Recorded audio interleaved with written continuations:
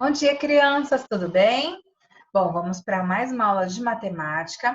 Hoje eu vou pedir muita atenção de vocês, porque nós vamos trabalhar um conteúdo um pouco diferente. Então, eu preciso que vocês prestem muita atenção na aula que a gente vai ter hoje, tá? Nós vamos trabalhar com um instrumento chamado ábaco. O ábaco, aqui está falando sobre um conteúdo que a gente deveria ter visto na apostila, mas isso nós vamos ver depois, tá? Vimos que o sistema de numeração romano, quando empregado para representar grandes quantidades, necessita utilizar muitos símbolos. Isso aqui a gente vai aprender mais tarde, tá? Não se preocupe com essa informação, o que torna o registro do número muito extenso. Isso traria hoje certa dificuldade para realizar operações como adição, subtração e multiplicação. Mas os romanos não utilizavam lápis e papel para fazer contas. Eles utilizavam ábaco, uma espécie de calculadora da época, que é essa daqui. Então, esse daqui é o ábaco romano. Diversos ábacos surgiram em todo o mundo em diferentes épocas. Ábacos romanos, babilônicos, egípcios, gregos, chineses, astecas, russos e indianos. Ainda hoje, utilizamos um tipo de ábaco para entender melhor o nosso sistema de numeração. Observe o ábaco a seguir. Ele está representando o número 314. Você consegue explicar o porquê? Então, prestem bem atenção, crianças. Na última aula, lembra que a professora mostrou um quadro para vocês, que se chama quadro valor de lugar? E que lá nós tínhamos a unidade, a dezena e a centena, lembra? Então, agora nós vamos utilizar o ábaco como uma representação. Lá a gente colocava os números, né, em cada uma das casinhas. Aqui nós vamos utilizar esses pinos, na verdade, essas argolas, para colocar nos pinos e eles vão representar um número. Olha só, nesse ábaco aqui, nós temos a unidade, a dezena, a centena e a unidade de milhar. Aqui, representar as unidades de 1 até 9, dezenas de 10 a 90, centenas de 100 a 900 e a unidade de milhar, ela indica 1000, né? Então, aqui a gente vai colocando de 1000 até 9000. Aqui, por que esse número representa 314? Lembra que na casinha da unidade, esse número 4, ele sempre vai estar à direita na casinha da unidade. Então, ele está aqui, ó. 1, 2, 3, 4. Como se a gente representasse ele no mesmo local do quadro valor de lugar. O número 1, ele é, no caso, a dezena. Então, a gente tem uma dezena. Por isso que só temos uma aqui. E 300, nós temos 3 centenas. Por isso que a gente tem 3 argolinhas aqui na centena, ok? Já a professora explica melhor para vocês. O que é importante a gente lembrar? Que no ábaco, cada pino não pode ter uma quantidade maior do que 9 argolas. Por isso, quando completamos 10 de uma cor, essas devem ser trocadas por uma argola do pino à esquerda. Por exemplo, se completarmos 10 argolas no pino das unidades, devemos trocá-las por uma argola no pino à esquerda dele, ou seja, das dezenas. Aqui eu já vou explicar para vocês. Dessa maneira, o 10 é representado com uma argola no pino das dezenas e o 0 argola no pino das unidades. Só um pouquinho que eu vou mostrar para vocês.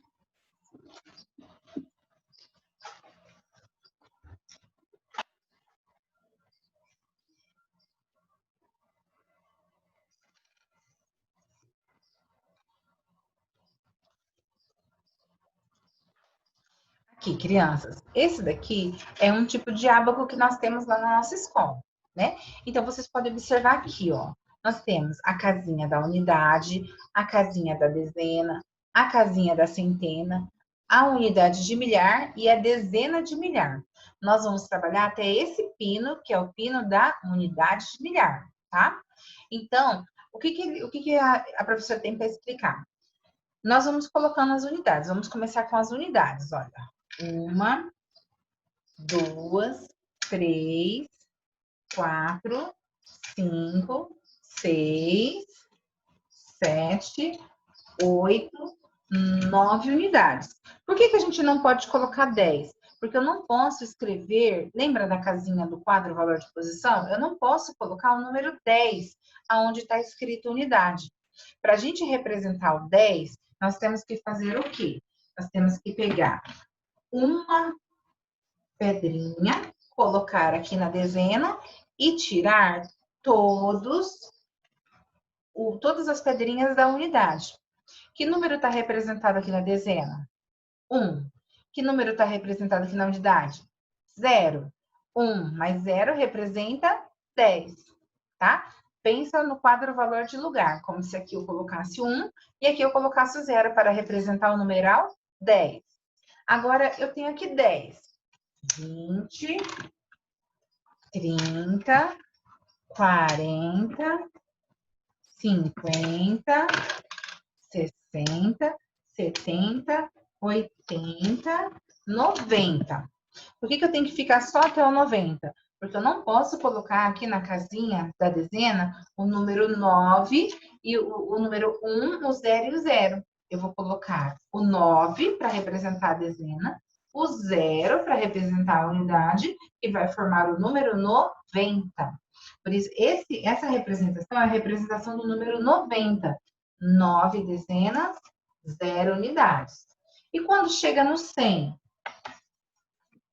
eu coloco uma argolinha aqui e tiro as outras argolinhas. Que número que eu tenho aqui? 1. Que número que eu tenho aqui? 0. E que número que eu tenho aqui? 0. Esse número aqui, você escrevendo ele, forma o número 100. Por isso que a gente não coloca as outras argolinhas. E se fosse o número 123? Como que eu ia colocar? No número 1, mantenho 100, né? Na centena, mantenho 100. 123. 10, 20. E quantas unidades? 1, 2, 3. Que número eu represento aqui? Número 1. Que número eu represento aqui? Número 2. E que número eu represento aqui? Número 3. 123. Vamos para o número maior. Vamos colocar o número 502. Eu preciso de 5 centenas. 1, 2, 3, 4, 5. 500. Tá. 502. Quantas dezenas eu tenho, então, em 502? Nenhuma, né? Então, eu deixo ele no 0. E quantas unidades? 1, 2. Essa é a representação do número 502. E se eu quisesse acrescentar o 1000? 1502. Eu pegaria mais uma argolinha e colocaria aqui no 1000. 1502. E se fosse 1582? Aqui onde está faltando, eu colocaria 1, 2, 3, 4, 5, 6, 7, 8.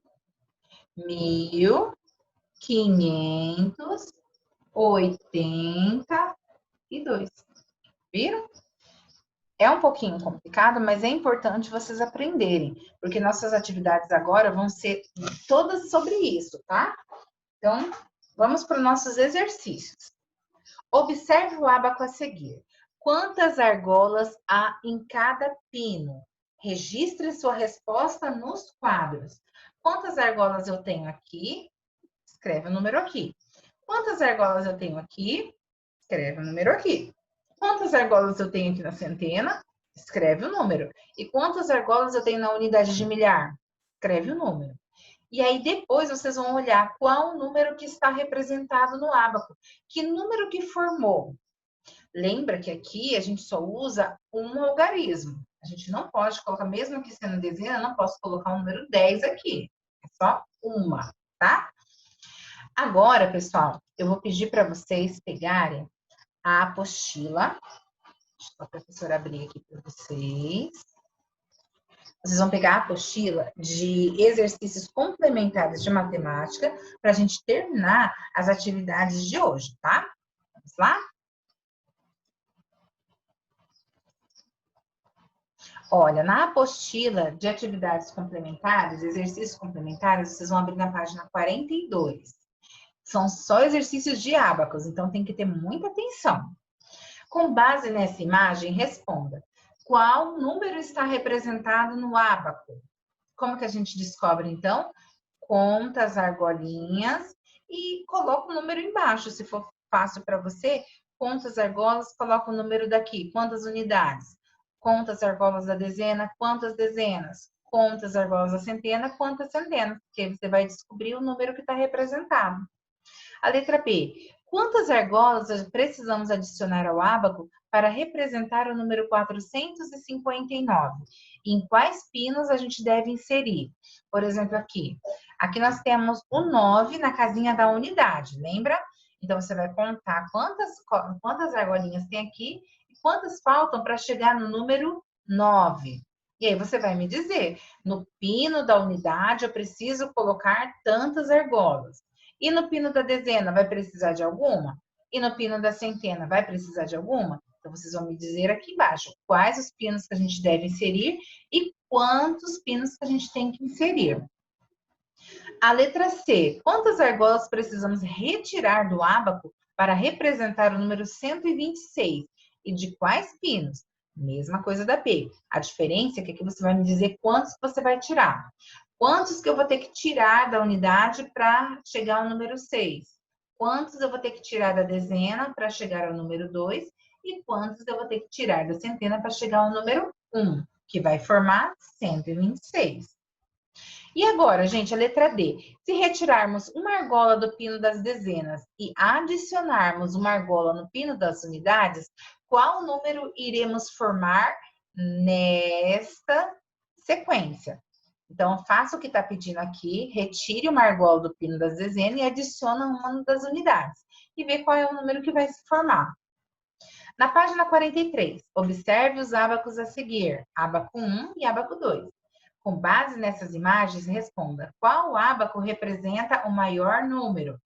Esse daqui ou esse daqui? Lembra que nem sempre quando tem muitas argolinhas quer dizer que o número é alto, né? Observe a formação, descubra primeiro qual que é o número que está em cada um e depois você me diga qual que é o maior. E aí, qual é o número representado no primeiro ábaco? E qual é o número representado no segundo ábaco? Leia a frase a seguir. Quanto mais argolas houver em um ábaco, maior será o número representado nele. Você concorda com essa frase? Sim ou não? Se sim, justifique, e se não, também me justifique. Me explique por que você concorda ou não, ok? E nossa última atividade de hoje, na página 44, essas duas últimas atividades, mesma coisa dos exercícios anteriores, observe o ábaco a seguir, né? Temos um número aqui, de acordo com essa imagem, responda: qual é o número representado no ábaco? Quantas argolas precisam ser retiradas do ábaco para que ele represente o número 501? E de quais pinos?